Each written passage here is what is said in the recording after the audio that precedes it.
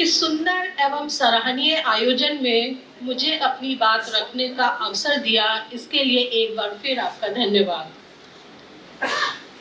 अपनी बात रखूं उससे पहले मेरे मन में अभी भाई मनोज जी को सुनकर कुछ बात है जो एक शेयर करना चाहूंगी कि मैं जब से यहाँ आई हूँ बिहार में, मुझे किसी हिंदी वाले की जुबान में उर्दू के इतने शब्द नहीं दिखे जितने कि आज मुझे भाई मनोज जी के जुबान में दिखे। मैं जहाँ से हूँ वहाँ पर हिंदी में उर्दू के बहुत शब्द प्रयोग किए जाते हैं, लेकिन यहाँ शुद्ध हिंदी में देखती हूँ कि शुद्ध हिंदी ज्यादा बोली जाती है। आज हम परम पूजनीय डॉक्टर सीताराम दीन जी एवं डॉक्टर उषा रानी सिंह जी के पुण्य स्मरण में आयोजित व्याख्यान एवं पुस्तक लोकार्पण कार्यक्रम में उपस्थित हैं, जिसमें मुझे डॉक्टर उषा रानी सिंह जी के साहित्य में जीवन संगीत विषय पर अपनी बात रखने का अवसर प्राप्त हुआ है। अभी भाई मनोज जी ने जिस टॉपिक पे बोला ये बिल्कुल उससे विपरीत है।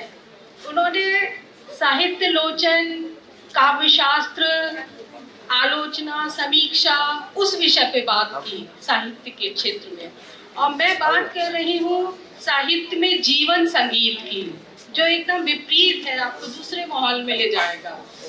तो डॉक्टर उषा रानी सिंह जी के साहित्य में जीवन संगीत पर मुझे अपनी बात रखने के लिए जो वक्त दिया गया है, मुझे लगता है उसमें अपनी पूरी बात को करना एक चुनौती है, क्योंकि डॉक्टर उषा रानी सिंह जी के साहित्य में जीवन संगीत सुनाने के लिए वक्तव्यों की एक श्रृंखला भी शायद कम पड़ जाएगी। फिर भी आप लोगों की अपेक्षा अनुसार मैं अपनी बात यहाँ पर रखने का प्रयास कर रही हूँ। सबसे पहले मैं डॉक्टर उषा रानी सिंह जी के जीवन के विषय में थोड़ा प्रकाश डालूंगी, क्योंकि किसी भी रचनाकार की रचना को समझने से पहले, किसी भी साहित्यकार के साहित्य को समझने से पहले हमें उसका जीवन, उसके व्यक्तित्व को भी जानना होगा। जब हम रचनाकार को जानेंगे तभी उसकी रचना को भी जान पाएंगे। डॉक्टर उषा रानी सिंह जी का जन्म 25 दिसंबर 1940 में बिहार के मुजफ्फरपुर के जारंग गांव में हुआ था, एक कृषक परिवार में।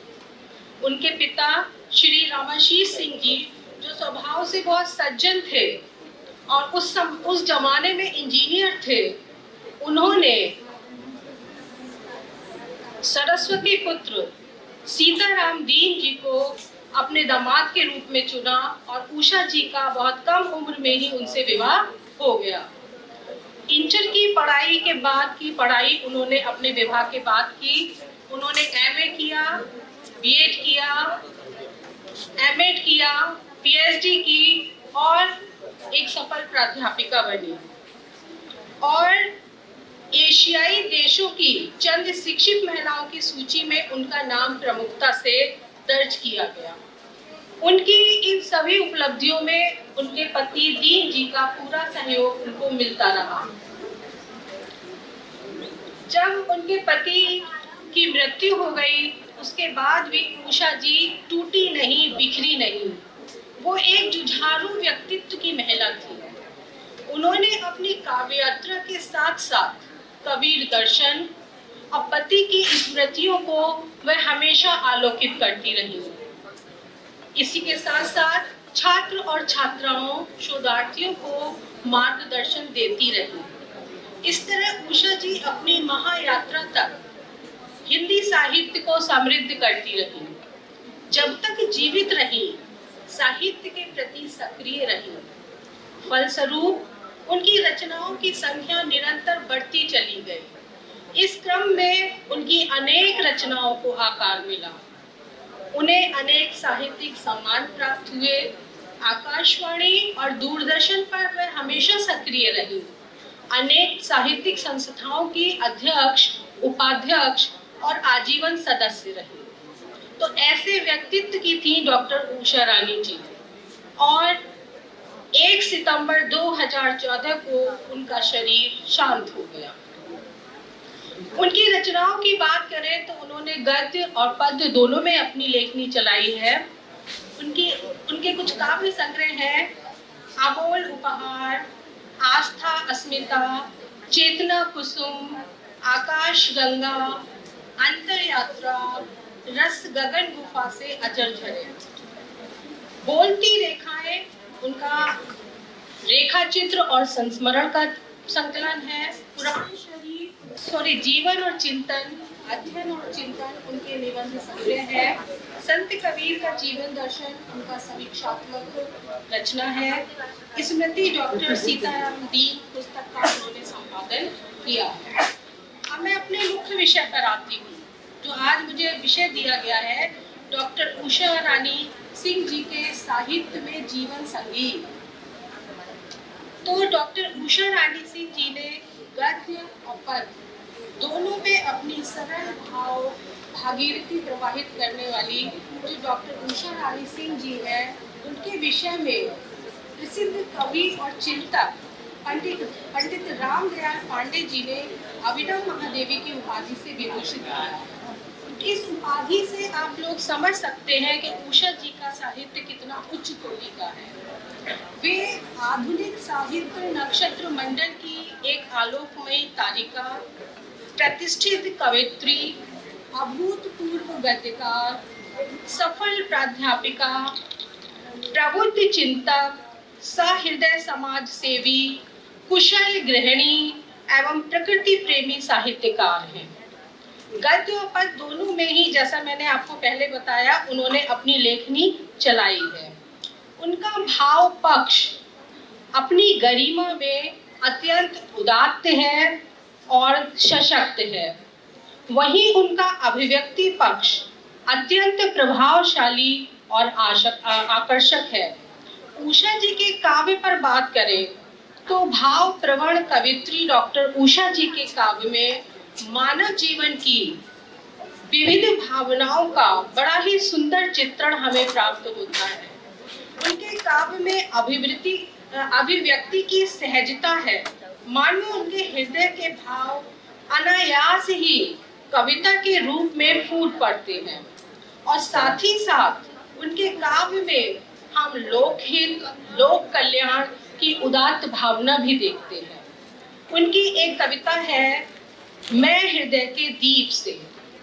इस कविता में कवित्री अपनी काव्य साधना के उद्देश्य की ओर संकेत करती हुई कहती है कि मैं हृदय के दीप से आलोक दूं, प्रिय पथ सजाऊं, गहन तम छाया भुवन में, सघन घन छाया गगन में, मैं तड़ित की ज्योतिवन दीपित करूं पथ जगमगाऊं। बाल्यावस्था से वृद्धावस्था तक रचित उनके काव्य में विषय और शिल्प की विविधता है।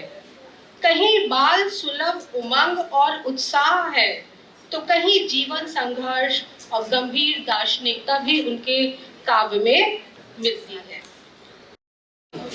और ये सच है कि एक साहित्यकार लेखक न केवल परंपरा मूल्य और चिंतन का वाहक होता है, बल्कि एक संपूर्ण शिक्षक भी होता है।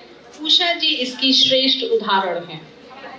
उनके साहित्य के अध्ययन के दौरान मैंने ये पाया कि उनकी रचनाओं में शोध के विविध आयाम उपस्थित हैं। मैं मंगला मैडम से एक बात की जानकारी लेना चाहूंगी कि मैडम, क्या हम लोगों के विश्वविद्यालय में कोई शोध कार्य मैडम के ऊपर हो रहा है, उषा जी के ऊपर? जी जी जी जी। तो निश्चित रूप से मुझे ऐसा लगता है, जब मैं उनके साहित्य का अध्ययन कर रही थी तो विविध आयाम उपस्थित है शोध के उनके साहित्य में। तो निश्चित रूप से हमारा जो पाटलिपुत्र विश्वविद्यालय का हिंदी विभाग है, वो इस ओर कुछ कदम उठाएगा, मुझे ऐसी आशा है। तो उषा रानी जी सिंह का जो साहित्य है, उसका जो जीवन संगीत है, वो सदियों तक हिंदी संसार को अपनी चेतना के मधुर संगीत से ध्वनित करता रहेगा। उषा जी का साहित्य उनकी अनुभूति का साहित्य है। उनके साहित्य का धरातल एकदम मानवीय है और सकारात्मक है। जब हम पढ़ेंगे उनका साहित्य तो पूरी तरह से मानवतावादी हमें दिखाई देगा और पूरी तरह सकारात्मक है। कहीं भी हमको उसमें नकारात्मकता के दर्शन दिखाई नहीं देंगे। डॉक्टर उषा रानी सिंह जी का साहित्य भावप्रवण और जनमन सापेक्ष है। उसके साहित्य का मधुर संगीत युगों युगों तक गुंजायमान रहेगा और वह साहित्य के जीवन संगीत से हमारे हृदयों में सदैव विराजमान रहेंगी, ऐसी मुझे आशा है। इन्हीं शब्दों के साथ मैं अपनी बात यही पूर्ण कर रही हूँ। आज मैं आई हूँ लेकिन मुझे वायरल फीवर हो रहा है तो बहुत ज़्यादा अपनी बात में नहीं रख पाऊंगी। और आप लोगों ने इतने धैर्य के साथ मुझे सुना और ध्यान से सुना, उसके लिए आप सभी लोगों का बहुत बहुत धन्यवाद।